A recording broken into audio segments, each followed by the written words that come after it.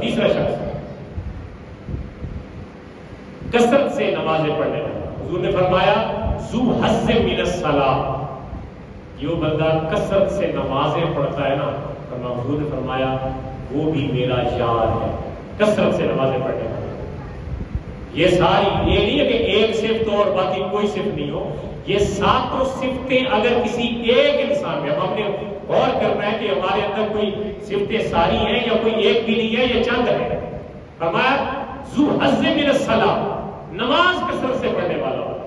نمازیں فرض کتنی ہیں بولے یار؟ چلو جنہیں نہیں پڑھتے وہ بھی بول لو، ثواب ملے گا. اسی دن بیٹھ کر کتنی نمازیں فرض ہیں؟ جنہیں پڑھتے انہوں کو پتہ ہے، جنہیں نہیں پڑھتے چلو وہ بول کہ ان کو ثواب ملے گا کہ 5 ہی نمازیں فرض ہیں. 5 نمازیں فرض. اس کے علاوہ بھی نمازیں نفل کی صورت میں، نفل کی صورت میں، سنت کی صورت میں نمازیں ہیں. ان کو پڑھنے سے ایک الگ ثواب ہے.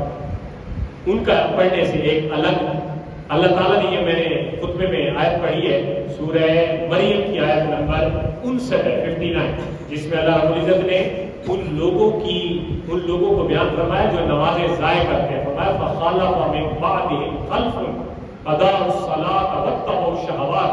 یہ جو بزرگ گزر رہے ہیں نا، بزرگ کچھ بزرگ جو پہلے تھے وہ نمازی تھے، یہ بزرگ جب گزر رہے ہیں نا تو ان کے پیچھے ان کی جو نسل آ رہی ہے، خلف کہتے ہیں نسل کو، نسل ایسی جو گنہگار ہے، نیکوکار نسل. فَخَلَفَ مِن بَعْدِهِمْ خَلْفٌ أَضَاعُوا الصَّلَاةَ وَاتَّبَعُوا الشَّهَوَاتِ. مایا ان کے پیچھے نسل ایسی آ رہی ہے جو نمازوں کو ضائع کرتے ہیں اور اپنی خواہشات کے پیچھے چلتے ہیں. خواہشات جو ان کو ان کا نفس کہہ رہا ہے اسی کے پیچھے چلتے ہیں. فَسَوْفَ يَلْقَوْنَ غَيًّا. قرآن کہتا ہے جو یہ کریں گے نا، کیا نمازیں ضائع کریں گے اور نفس کی پیروی کریں گے، ان کو عن قریب غی وادی میں، غی وادی میں پھینکا جائے گا. اور یہ وادی کدھر ہے؟ یہ چھپن چک میں نہیں ہے، یہ وادی ہے جہنم کی وادی ہے. غیا، ان کو اٹھا کے غی وادی میں پھینکا جائے گا.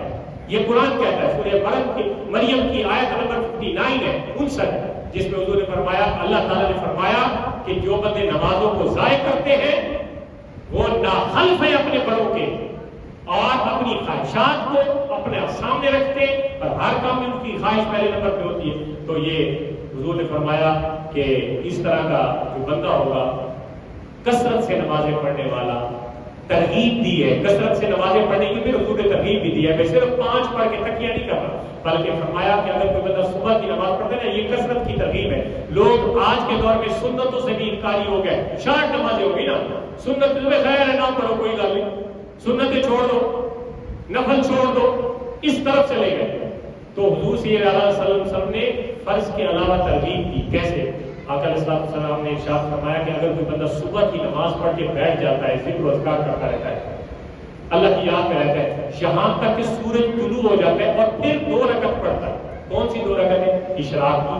فرمایا اگر کوئی بندہ ذکر و اذکار میں بیٹھا رہا اور سورج نکلا اور پھر 2 رکعت اشراق کی پڑھی اس نے، تو فرمایا انعام کیا ہے؟ حضور سید عالم صلی اللہ علیہ وسلم نے ارشاد فرمایا اللہ تعالیٰ اس کے گناہ معاف کر دیتا ہے، چاہے سمندر کی جھاگ کے برابر ہی کیوں نہ ہو. اب یہ ترغیب نہیں ہے کثرت نماز کی. اور دوسرا فرمایا کہ اگر وہ سورج نکلنے کے بعد نماز پڑھے گا، ایک تو اس کے گناہوں کا کفارہ میں نے بتا دیا حدیث میں، دوسرا اس کو انعام کتنا ملے گا، ثواب کتنا ملے گا. فرمایا اس کو اگر کوئی بندہ روٹین بنا لے، ذکر و اذکار صبح کی فجر کی پڑھنے کے بعد ذکر و اذکار کر کے پھر 2 رکعت اشراق پڑھ کے باقی میں، فرمایا اس کو حج اور عمرے کا ثواب ملے گا. ثواب کتنا ہے؟ حج و عمرہ کا.